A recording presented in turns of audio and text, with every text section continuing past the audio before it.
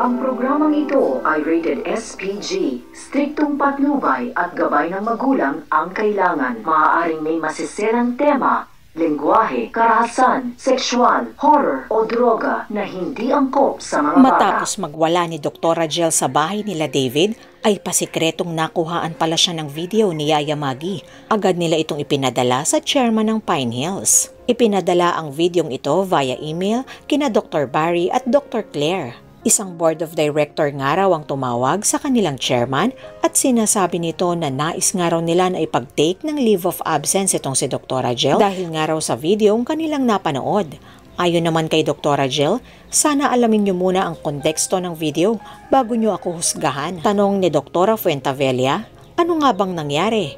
Tugon naman ni Dr. Rajel, bakit? Hindi pa ba sinabi sa'yo ni David? Nagpunta ako doon dahil kinuha ni David si Gio.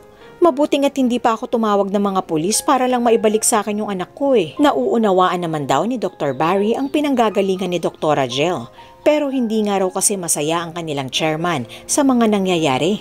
Kaya bilang solusyon, nais nila na ipag-take itong si Jill ng LOA habang inaayos nga raw nila ang gulong pinasok nito. LOA? Para sa isang video na wala namang kinalaman sa trabaho ko?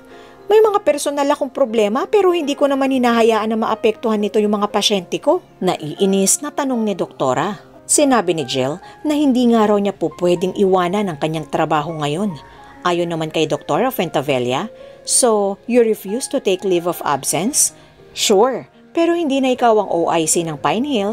Ayon kay Dr. Barry, humihingi nga raw ng recommendation itong kanilang chairman sa panibagong OIC na papalit kay Dr. Rajel. I'm sorry, Dr. Jill, but this is out of my hands now. Ayon sa kanya. Sa ikalawang pagkakataon ay muli na namang naulit ang ganitong eksena sa buhay ni Dr. Jill at kina Dr. Barry. Kung hindi na numbalik si Jill sa Pine Hill, siguro nga'y okay na ang kalagayan niya ngayon sa klinik noon ni Mr. Ben. Bakit nga ba hinahayaan ni Dr. Jill na paulit-ulit siyang abusuhin at tapakan lamang ng mga kaibigan ni David? Siguradong si Sandy na naman ang ipapalit sa kanyang posisyon. Alamin natin ang mga susunod na hakbang na gagawin ni Miss Victorino. Maraming salamat po sa inyong pagkikinig at God bless us all.